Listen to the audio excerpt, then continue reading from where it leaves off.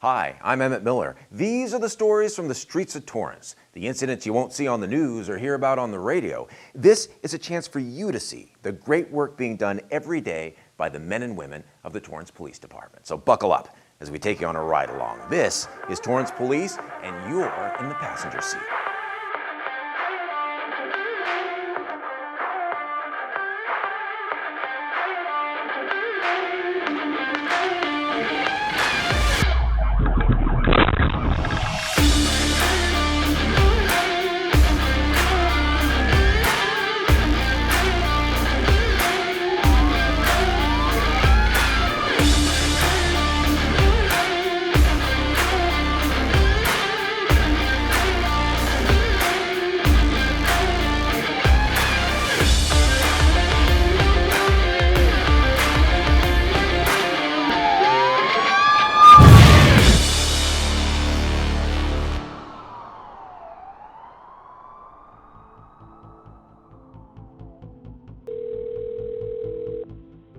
What's your emergency? Hey, sir, we just got off work. There's a guy walking right in front of our job site, and he tried to assault me with a knife.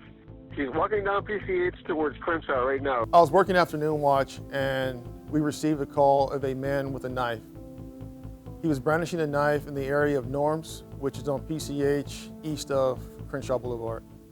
Responding for 417 just occurred at the Norms, 2455 PCH. You have black male adult that just pulled a knife on the RP. Descriptors on the subject: black male adult, approximately 35 to 40 years of age, wearing a khaki shirt and black pants. An additional RP states the subject has brandished the knife at the Trader Joe's. So I arrive on scene second. My partner at the time arrived first, started talking to the guy. As he's talking to him, he has his hands behind his back. He's trying to conceal this large, elongated silver, at the time we believed was a knife, but ended up being a pair of scissors behind his back. I exit my car, shut the door, and by the time I shut the door, he is already walking towards me. And so I look at his hand, I believe it's his right hand, and he has a sharp object in his hand.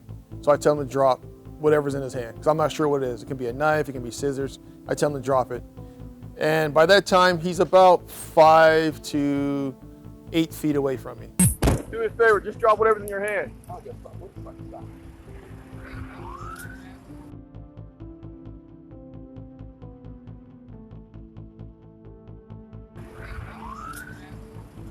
Fortunately advised, subject has what appears to be scissors in his right hand, proceeding to comply with orders. He's walking to traffic on PCH and Crenshaw. And if you know PCH and Crenshaw, it's a very busy intersection. So as units are responding, I'm trying to get units to stop traffic so he doesn't get hit. And we're asking him to come out of traffic. However, he's refusing. He's ignoring us. He's saying things that we have no idea what he's talking about. We could tell either this guy is high on some type of narcotic, has a mental health issue, or a combination of both.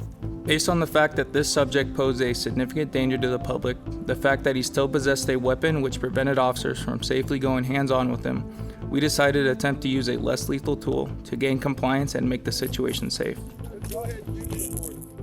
Hey, get on the ground. This is a 40mm launcher. It's a kinetic energy impact weapon. Officers use it as a less lethal option. It fires a sponge round, like this, at an assaultive, combative, or otherwise dangerous subject in an attempt to gain compliance from that subject. But as you'll see, less lethal options aren't always effective. On the ground! Hey, Mike, he's running southbound. Hey, Mike, he's running southbound. Had absolutely no impact on this guy. Didn't flinch, didn't move. I don't even think he realized that he was hit with the round at that point.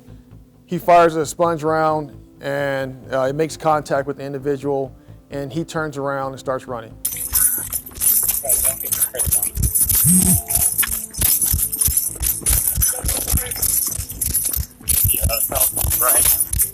I had reloaded the 40mm, and I decided to try it again, to make him drop whatever was in his hands, and then just give up.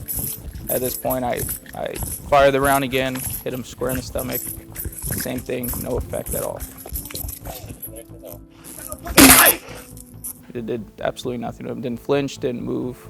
He just became more agitated after that. So at this point, I've hit him with the 40mm twice. Had absolutely no effect on him. Just keep doing that, wouldn't do anything.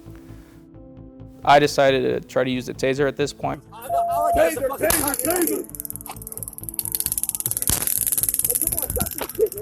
You're on the ground! I deployed the taser at that time, the second time, and it really didn't have an effect again. While we were talking to him, we're main contact. One of my partners had seen the large pair of scissors behind us, kind of hidden behind a vehicle. A better look at the subject's hands at this point sees that he has nothing in his hands. His knife was dropped somewhere back there. I didn't even do anything. So that's where he decides that he's gonna tackle this guy. Ground! On the ground! I didn't do anything.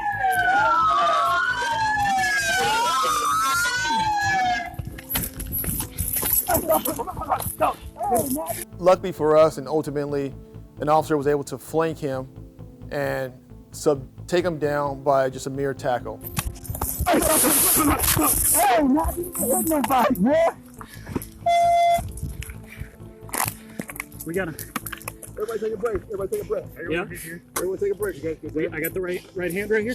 I got this arm. So at this point, we have four officers on this guy just trying to place him in handcuffs. He continued to tell us that he was a MMA fighter, a retired boxer. He was going to kill us. kill every last one of you. Right now. You Steve. Just that way, this prevents him from You kicking. Steven. I'm gonna kill every last one of you. Hey, you want a sign? Code 3 for 415 now. You want a sign, man? On Beach Boulevard. Male beating up a female on the roadway. I think we all watch movies, and I'm a huge fan of movies. I often talk to my coworkers about movies. But if you see a movie, when people get shot, they fly back 15 feet, which is unreal. When people get hit with a taser, their hair stands up and electricity comes out of their eyes. It's all this crazy stuff that you see when you watch movies, and a lot of people base their beliefs on movies. So they think that this has to be true. I saw it on TV, so it has to be true. Oftentimes when we deploy, when we pull out the 40 millimeter launcher, it doesn't always have the effect that people think it does. It doesn't knock the wind out of everyone. People do not fall on the ground in agony. Some people are under influence of narcotics. Some people are under influence of alcohol. Some people are just have high pain tolerance, so they are able to absorb a lot more pain. And we have to account for those individuals. The same with the taser. Sometimes it just aggravates people more. So I think there's a false sense of security for sometimes the general public who believe that tasers and 40 millimeter launchers are going to have this it-fits-all impact on individuals. It's not the case.